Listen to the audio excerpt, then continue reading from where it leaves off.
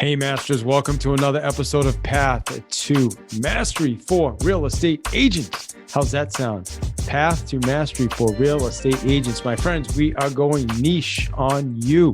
We're going to be focused. Well, I think we kind of focus on real estate agents anyway. I mean, I am a real estate agent. We have a lot of real estate agents on, but we're going to be going real deep, focused, hyper focused on agents. I'm super excited about that. And I'm super excited about our guest today.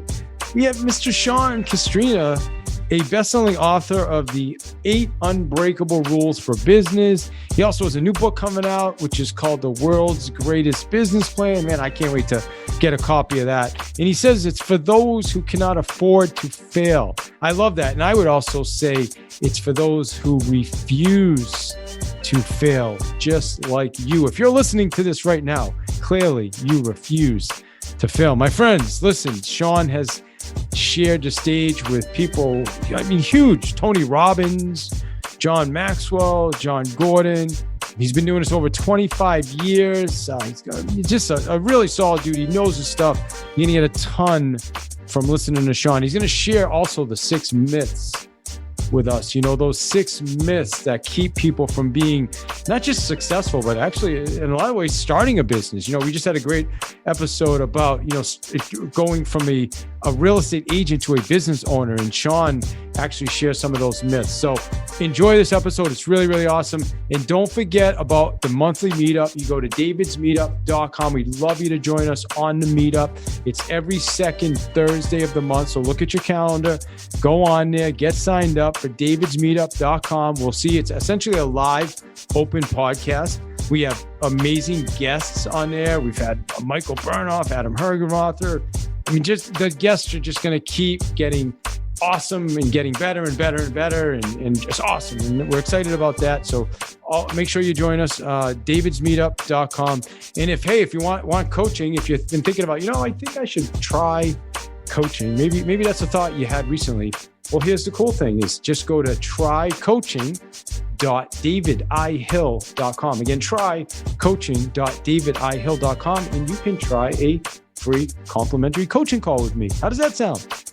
Complimentary, no strings attached, no expectations, no obligation, no nothing. Just a legit coaching call. So try that out. Try coaching.davidihill.com.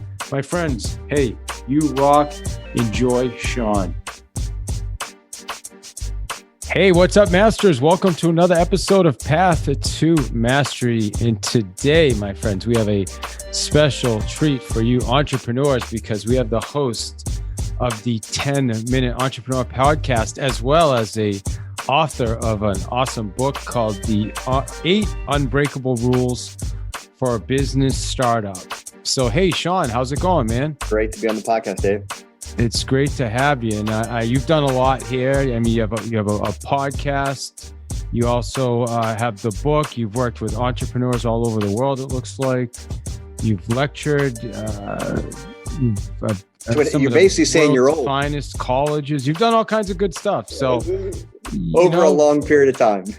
Yeah, man. So good stuff. I'll post your resume. I don't care. Or your bio in the remarks so people can read through it and be all super, super impressed.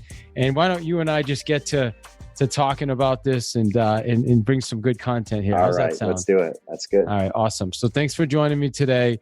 So let's talk about the book first off, and then we'll get to the podcast after. But the 8 Unbreakable Rules for Business Startup. Tell us about that. What's the essence of that book? So basically, I was on a beach vacation with my buddies from college, which we do every year. So good thing about making money is you can do a lot of incredible vacations. So every year I rent a beach house, and take my buddies from college and their families. So it's about 25 of us when it's all with all the kids. And I was just sitting there wondering why my businesses had succeeded. Statistically, we're 1 out of 2 fail, 9 out of 10 don't make it to year 10. And I've had 3 make it 20 years and have done pretty well, with no, crazy ideas, just very mom and pop type of business ideas. So I was just writing down like 1 sentence things that I did differently, like better the devil you know than the devil you don't know, never hire a 7, If you feel like firing somebody, do it today. Yeah, it was just little things that I learned, over the years. Are those the rules that you were just? No, they were just kind of like little axioms I came up with. Sure. So then I started putting them into little buckets, and they came into like 8. I saw 8 things. Like the first one was be a great entrepreneur. In other words, it doesn't matter that you have a great idea. A good idea in the hands of an idiot is still an idea in the hands of an idiot. In other words, if you're lazy, you don't take action, you got the attention span of a flea, every month you're excited about something new, it doesn't matter. I mean, so what I tell people is work on you. I'll bet on you. In other words, if you have a relentless work ethic, you can stay on track on one idea for like a year or two, and you're not just jumping around, and you can recruit a team, you have leadership skills, you have salesmanship, you have whether it's the first idea you start with or the second, but you will succeed. One of those businesses will absolutely get off the ground. The other side of that is if you lack all those things, you have no leadership, you can't recruit anybody to work with you, nobody likes you, you couldn't, give away eyesight to a blind man. You have none of these skills. It doesn't matter. So the first thing I realized is I thought my businesses did well because I have some those gifts that I talked about, I'm really strong at. And so I felt like, these entrepreneurs, needed to focus on themselves, bet on good people. Sure. So to go a little deeper on that. Yeah, please. I know a lot of entrepreneurs, and what you described is the typical entrepreneur, a lot of great ideas, a lot of, ambition, but also a lot of distraction and changing minds and seeing shiny objects and changing this direction. And, every month so what do you say to those people? Because there's a lot of creatives that really do have, is it implementation? Is it finding other people? Like, to say that's one thing, but what are we going to do? What are the people listening? Well, what they have to do is they need to understand it's a weakness, and being creative still aligns with being poor sometimes. In other words, creative is an excuse to say, I come up with a lot of different things, but I don't do anything really great, and I don't stay on anything. So creative sometimes, hey, Steve Jobs was creative, but he stayed on that picking that iPod like a son of a gun, man, like a dog on a bone. Bill Gates stayed on Windows like a dog on a bone. In other words, did he stay on the idea though, or did he stay on the product? Right. So is it an alignment with other people? Right. Because you just can't jump. The point is that, in other words, force, I got to stay on. So I got to hit a single target over and over to typically, I mean, you occasionally have the one hit wonder, but as a general rule, and anything that we succeed at, it typically takes relentless, repeated effort over time in one direction. So focus, man, is what you're saying. You have to. In other words, listen to me. I see the shiny objects as well. But what I do is I take that shiny object and I see if it aligns with a current project. Is there synergy? If there's no synergy with something I'm currently working on, I place it aside. It's a good idea. It may be a great idea, but it's not right today. There's always, I could have, but should I have? Yeah, I could have done it. It was good, but it wasn't in alignment with the business objective or the current project I was working on. Sometimes I shelf ideas. It's a great idea, and I just shelf it, and I will get back to it. There's not enough hours in the day. There's not enough energy to just run in 100 different directions. And especially as an entrepreneur, you got to get that first win. You got to get that first win under your belt. You got to get that one business that you got going that made you money. There's way too many entrepreneurs that are out there with hobbies, especially in this experts influence space. And I'm just saying, focus first on getting a win. Get that first W. Get a business off the ground that generated money. Then, believe me, I have ideas every single day, but I file them as to not today. This is the one I'm essentially you're today. You're going to stay on an idea until it's complete, or until I'm guessing until you decide this doesn't work. Yeah, it's not going to work. Exactly. In other words, the point is that I'm going to run in one direction until I either determine it's not going to work or it does work. All right. What about number 2? Let's jump to number 2. Number 2 is every business owner thinks their idea is great inside their head. You got to vet your idea. You got to qualify your idea. The old idea, you build it and they will come. I've never seen the marketplace necessarily agree with that. So that's why I wrote, the book, The World's Greatest Business Plan, because you got to vet your idea. You got to test it. Why do you think this is going to work? What proof do you have that there's a need for it? You got to do some degree of vetting on your idea. Again, every entrepreneur thinks an idea is good in their head. Sure. It's my idea. Of course. I just came up with that. It's got to be the best idea. And I run it by my friends and family, and they don't want to crush us. Of course. Yes. So they either do one or two. They're jealous of you. Nothing will work. Nothing will work. You have either that side of the family or, oh, David, are you kidding me? You're going to do so great, honey. Whatever. So how do you vet it, Sean? How do you vet it? Very simple. Give me some idea. Okay, listeners. Right. Run a one-page website and try to pre-sell it. An easy problem is to sell something where there's a demand. But have a product and no demand and solve that problem. That's a hard problem. Creating demand is a hard problem. Fulfilling orders is the easy problem you want to have. Somebody is highly interested in something that you're going to sell. You don't even have it yet. Okay. Worst case scenario, you're going to send that email back. We're 2 weeks behind in shipping or whatever the case may be. But that's an easy problem compared to crickets. Nobody's interested. You have a product that nobody wants. You got to test it at a micro level. Do you also have like advisors or people that you go to with these ideas? I had an idea for something that I thought made a ton of sense until I brought it to a few people and they're like, I don't know. And they made me see other things I hadn't seen. That's why mastermind groups are good. That's why I have business partnerships, and my partners are the opposite of me. I think everything's going to work. I really go into it highly optimistic, and they kind of go, well, but did you think of that? What about that? Does that kind of align? Or how many resources are we going to take from something that's already, are we going to kill the golden goose to run on this? All I'm saying is that a business plan, and a very simple one. Again, mine's simple. It's not like a 360-page one. Mine only has like 25 questions. But if I gave you a free vacation, seriously, I said, hey, David, $5,000, go have a great vacation.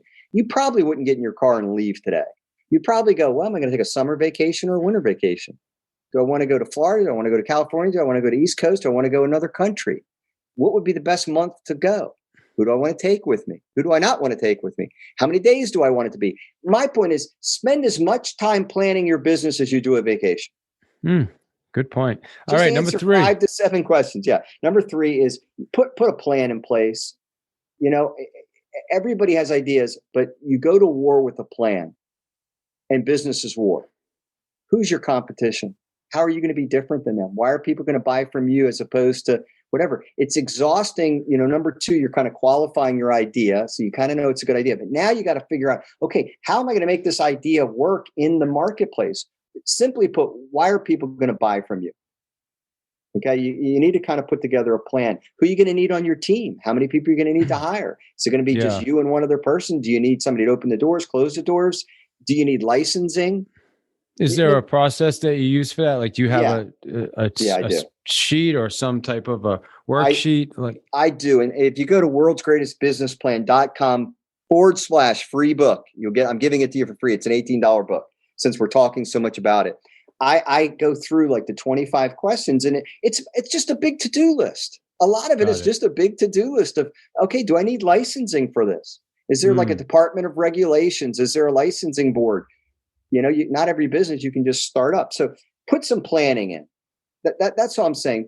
You have an idea of what you're trying to do with this company, what you can spend, what are your costs going to be? Business plan. Number 4, protect. This is huge. Number 4 is protect yourself and your business. Hey, listen, you set up a corporation so you don't get personally sued.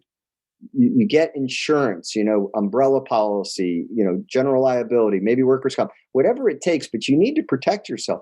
Intellectual property. Do you have a trademark? You have a great name, a great tagline, great logo. Look at Nike and all that. Logos mean a lot. Tagline, trademark it. Do you have any copyright information? Do you have patents? Intellectual property. Are you a partnership? Do you and your business partner have a partnership? How are you guys going to divorce? What's the profit breakdown? What happens if one of the partners stops doing a key responsibility that right now you're counting on? I can go on and on, but you got to put some guardrails in place. so that, so that you don't have any problems there. So you protect yourself in your business. Use a payroll service so you don't have tax issues. That's the big one I tell startups. Number 5, build a team. As Jack Welch, a legendary CEO of GE, said, he said, the best team wins. I'm a fanatic about bringing around great talent around me. I am limited. I'm good here, but there's massive gaps in what I can do and all that. So you never overpay talent. That's the big thing. We tend to want to start a business and hire everybody on the cheap. We hire friends and family, and it's just the opposite. When you pay peanuts, you get monkeys and elephants. Unless you're starting a circus, it's not a good formula for success. You want to think just the opposite. Who's the one person I can hire that can move the needle the most? It's typically somebody in sales, or it's somebody who can fulfill a key role in the company. Manufacturing, they have relationships that you don't have that can get you in somewhere. I'm just saying, build a good team. My secret is partnering. I partner in all my businesses. Yeah. Okay. Yeah. My philosophy, 1 + 1 = done in my world. Masters, I'm going to get right back to the show. I've got 3 quick opportunities for you. Number 1, David's Meetup. Every second Thursday of the month, we're going to be doing a live meetup at 4 p.m. Eastern. All you need to do is go to davidsmeetup.com and get registered. Great opportunity for you to engage with our guests. We have best-selling authors, top real estate agents, top salespeople live. It's an open podcast, and you get to be part of it. So please go to davidsmeetup.com. Get registered for the next one. My friends, Vulcan 7, I've been using them for 10 years. They've been sponsors of the podcast for 3 years. In my opinion, it's the best system out there for prospecting, for lead generation, for data. Check them out. Go to vulcan7.com/path to mastery for your special opportunity as a listener. Again, vulcan7.com/path to mastery. And I'm super excited for number 3, David's Coaching, all about generating results. My friends, as a listener to Path to Mastery, I want to offer you a free 30-minute coaching call. That's right, a free, no obligation, no commitment, no expectations. We're not trying to sell you. I'm not trying to sell you anything. It's about bringing you value, bringing you a result. And at the end of the call, hey, if you decide you want to explore what it looks like, and if we both feel we're a good fit, then we can have that conversation on another call. This call is about digging deep and bringing you value. My friends, take advantage of it. Simply go to trycoaching.davidihill.com. That's it, trycoaching.davidihill.com. My friends, enjoy the rest of the show. You rock. So partner, what does that sound like? I'm just curious. Example, I started 21 years ago. I started a handyman company. This is kind of funny because I don't know the difference between 2 screwdrivers and can't build a birdhouse, but I couldn't get a home office built in my house. I had a magazine in 21 cities, new child, just wanted to work from home. Could not get a handyman. None of my friends could refer a handyman. So I said, I'm going to start a handyman company. Started it. 5 weeks into it, we had 54 phone calls for work. I knew then I'd hit gold. I thought it was a good idea, but it was even better than I thought. Well, I don't know anything about construction. I know how to make the phone ring. I know how to create processes where the handyman goes out and we do this, we do that. I immediately went out and got a partner. I actually bought a painting company. I bought his company for $10,000, and then the next day asked him to be my business partner so I can get him fully online. So I bought his painting company to go with my handyman company because they kind of go hand in hand. And then the next day I go, Kurt, I'll give you back your company, but I want you to be 50-50 with mine. I mean, I just want to get you focusing on me. I don't want you to work on that company. It hit me the next day. I'm like, he's perfect. Partnered with him. We took the company to like $2 million in 3 years, a friend to this day. I've rinsed and repeated that formula, finding somebody who understands the space I want to go into. I find the need, I find the demand, but I don't necessarily understand that industry. So I go find somebody who's if I was like running an ad for a CEO of a company, that's who I look for. And I run ads just like that on Craigslist. It's funny. I find people respond on Craigslist better than all the other fancy ones. Wow. You know why? Because they want to start today. People that are hungry are on Craigslist. I can't explain. I have all the fancy boards, but I'll run an ad like for exactly what I want. and I'll put in the ad, potential for ownership. And then I interview and I interview and I interview. And if I start seeing that there's a few people, because you don't want to try to find a leprechaun, like there's only one person that could fill this position. You want to make sure that, okay, Sure. there's a few people that I could get for this. I typically partner with that person. They don't get any stock for 5 years. 5 years is when it all kicks in. They work with me. We split profit 50-50 getting started. Normally, I'll cover like their basic living expenses. So I'll say to them, hey, you're going to have to sacrifice a little bit here because you're going to get ownership. But so what do you need to pay your bills? That's what I always say. So what do you need to pay your bills? And I guarantee that. And then, so they might get a $50,000 management fee. And then everything after 50,000 is split 50-50. That's kind of been my formula. I've done this. I got 7 business partners and make millions of dollars, and my typical business partner makes about $250,000. So it's worked really well. All right. So what's number 5? All right. Yeah, that was build a successful team. That's 5. Number 6, marketing is not optional. Gosh, if I hear social media, I'm going to do it social media. Now, we're a word of mouth business. There's no such thing as a word of mouth business. I don't know, but Rolex still tells you they make a great watch. You know, you watch the Super Bowl. I don't know if you know, but Budweiser sells beer, but they're going to remind you 6 times during the Super Bowl.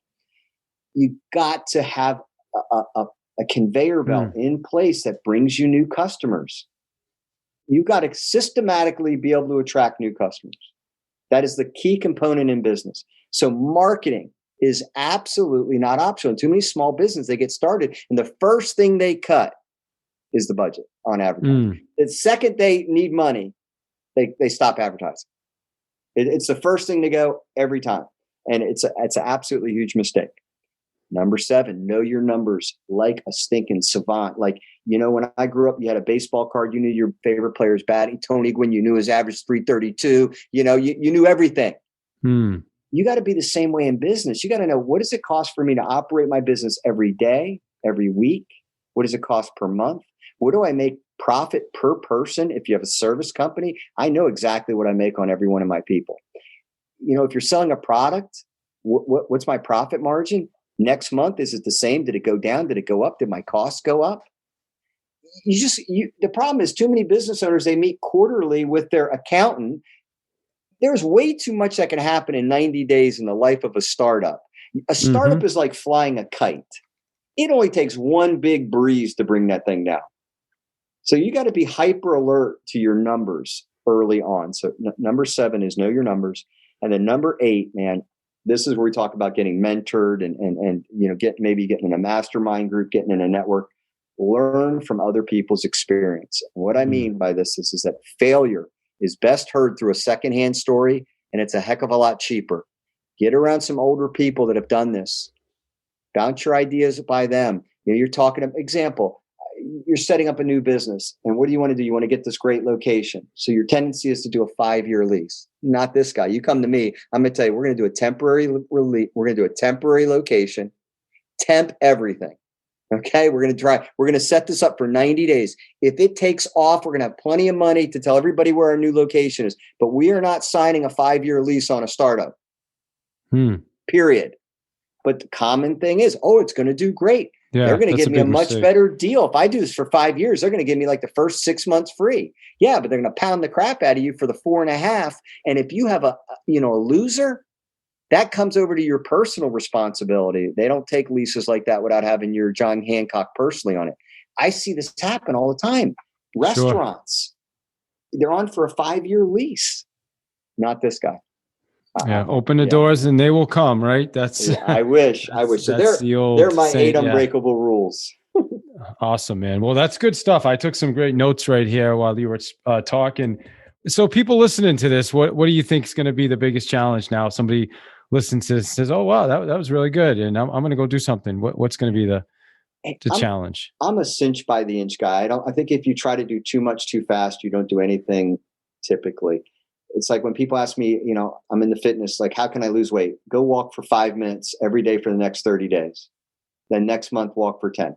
And it's the same way in business. What you should do is start looking around for a good idea. Just start looking around, just that you generally experience, like a need that you see that's not being filled, a problem. Tommy John. I mean, look at the average company. They start the entire marketing with your problem. I had a timeshare. I couldn't get out of it. or I was selling timeshares, or I had a tax problem and I needed to get out of it. Tommy John underwear, my whatever wasn't fitting quite great. So I created underwear. Businesses generally solve problems or fill a need. So start looking for those things. And then when you kind of like vet it a little bit, then do a business plan. I told you mine's only 25 questions. And you want to do a business plan because it gives you the confidence to really move forward on something. And this is what most people don't realize. We think all the young people start the businesses. Only 3% of all businesses are started by people under the age of 30. See, that's what most people that start a business are between 30 and 55.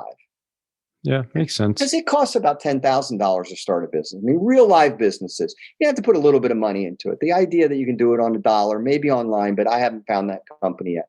So you got to vet it a little bit. You got to test it a little bit. You got to see, who would be my competition in that space? And if you look at it more practical like that, if you do it the way I'm teaching, you're not going to have a sexy business, but you will have a profitable business.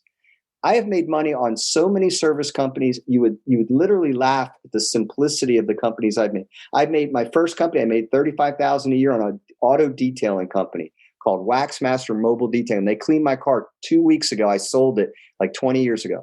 I started a handyman company that ended up being a multi-million-dollar company with 8 divisions. I've started a house cleaning company. I started a gutter cleaning company that cleaned Christmas lights. I hung up Christmas lights over the holidays, made a fortune, like $1,500 to $2,500 to hang people's lights. I mean, I own a digital marketing company. It's the same idea. It's a service company to local businesses. I helped my son start a podcast company. Does incredible. It's a service company at the end of the day. Service companies are so easy because you see a need, it's not being filled, or there's a niche that you can carve in, or something you can do kind of unique, a value proposition or something unique that you can do, and you market the heck out of it. And you basically just create the contrast. So you market to people and you say, listen, we do it this way. And the one thing I throw out there, I know I talk fast, is that the best piece of advice I could give anybody, if you didn't hear anything I said, listen to this one thing. When you're going to start a business, follow this. Find the one promise that if you could deliver on it, that your competition has failed to deliver on. If your target customer heard about it, they would chase you down for your business. Chase you down for your business. Now, let me just go through companies and prove this to be a fact. FedEx, we will get you a package overnight. That is an absolutely audacious promise that they reverse engineered a company to produce. But the one promise is, what if we could get you a package anywhere in the world overnight? Pretty good business idea if you can come through with that. Nike, what if we could get the most famous, recognized athletes in the world to be wearing our shoes and our apparel? What if? They did it. They started with John McEnroe, and but that was the model. Okay. You can go all the way down the line. Southwest Airlines. What if we can give you the absolutely best, most frugal rates, nothing fancy, but we're going to let you fly somewhere cheap, no delays. You just keep going down the line, but it typically comes off of one promise that the marketplace is failing to meet. Yeah. Yeah. There's it's funny you say that. I have a quote on my whiteboard over there, and it says, I forget who I got it from, but it's what's the constraint? And I see that every day. What's the constraint? And it just makes me think, like, in what industry, like in real estate and in all different industry, and that's essentially what you're saying. What's the challenge? What's not working? What do people not like? I think Amazon did a great job of filling that gap as well. You just see it all the time, more and more. Airbnb, everywhere. Right? Yeah. Look at Uber. I mean, look at exactly. Grubhub. I am addicted to Grubhub. I'm the most least technical human being, but I always wanted to hire a chef, and my wife would always give me. I just don't like cooking, and nobody in my family. I married for looks. Nobody in my family can cook that good. So I'd get divorced if I asked to hire a chef. But yeah, exactly. But now a Grubhub, I got it. I mean, I go to my phone last night. I got the best Oriental restaurant, and I love these people. Man, it's at my house in 40 minutes. I mean, some of these ideas are so incredible. And you look at Grubhub, not only was it a great idea for me, the consumer, but it was a great idea for the restaurant as well. they allowed the restaurants to offer delivery that could never offer delivery. Their model wasn't set up for that. Like the one I've eaten at that restaurant so many times. They've never done delivery. So I want to give, so people, how do they get your download now? They get it for free. It down. The world's greatest businessplan.com. Is that what you said? Yeah. And then you / free book. I'll give you all my books for free, because if you actually make money, you don't have to worry about it. If you go to SeanCastrina.com as well, my personal site, you can get the 8 Unbreakable Rules for free. Awesome. So you just got 2/3 of my 3 books for free. There you go, man. Good stuff. Well, let me ask you this. We'll talk before we wrap. 10-minute entrepreneur, man. Give us the 60-second breakdown on that. It's the best podcast for aspiring entrepreneurs and business owners that don't have a long attention span. In 10 minutes, I give you like you hear how fast I talk. 10 minutes with me is like 30 minutes with anybody else. So I teach you, areas of business every day in like 10 minutes, or I interview a founder where I get from the founder, what do you wish you would have known when you first started? What's your best piece of startup advice? I extract that from incredible founders of companies, and I interview, 150 a year. It's just That's a really awesome. Quick, fast podcast. Hey, I do a meetup once a month, always on the second Thursday of the month at 4 p.m. Eastern. We always have a couple of rock stars, and it's essentially an open podcast live. You have 50, 7,500 people. Jump on if you want, man. Second Thursday in a month. If I see you, say hi. I'll let you talk about your book a little bit. It'd be nice to have you on if you can make it. The next one's on the 12th. Okay, I'm writing it. I'm actually writing it. Next Thursday, 4 p.m. Just go to davidsmeetup.com. David's. Yeah, it'd be fun to have you on. It'd be a blast. I'm doing something for Rock Thomas in December on something like that. All right, cool. Yeah, good stuff. That would be great. Thanks for having me. Anything I didn't ask you, man? Did I miss anything? Or man, I talk so fast. I'm sure I gave your audience plenty. All right, awesome. Well, I appreciate you, and you gave us your website. Let me ask you this question. I haven't asked anybody this in a while. So the podcast is called Path to Mastery. What does that mean to you? I love it because mastery, I'm actually reading 2 books on mastery, and one's Robert Greene's book, who was a guest on my podcast. Phenomenal book. Oh, yeah, incredible. He blew me away. Get him. He's incredibly, just a great guy and just really good. But what I like about mastery, because I've always believed in that, be great at something. So commit yourself to being so exceptional in something that it is a lifelong process. When I think of mastery, like I truly try to master business from the startup perspective. I read every book I can get my hands on. I read everything I can put my hands on. I want to hear people talk about startups. So I am. I go on YouTube and listen to people. I'm consumed by why startups succeed and fail. There's 1,000 things in business I could focus on, but I chose to master that one subject matter. So when I think of mastery, it's finding something very finite and saying, I'm going to spend a lifetime improving and understanding this. Love it, man. Awesome. Well, thank you. I just want to say, definitely appreciate you. Appreciate your time. Great. Thank you so much, David. Hey, Masters, 45 seconds. That's all I ask. I appreciate you listening to the show. I don't know if I say that enough, but I know you can invest your time wherever you choose. So thank you for spending it here with us. Remember, if you want any information on me or my events coming up, just go to my website, which is davidihill.com. Again, davidihill.com. Click on the events tab.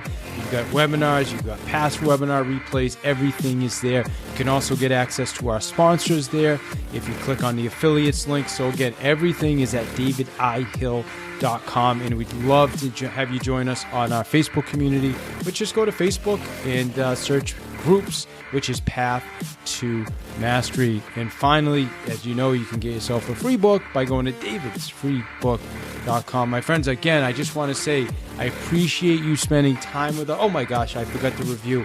If you would, it helps so much if you'd be willing to go give me a review, and then email a review to me at david@davidihill.com. Email it to me. I'll read it on air for you. And I just want to say I appreciate you again for listening to the show. You rock. Enjoy the rest of your day.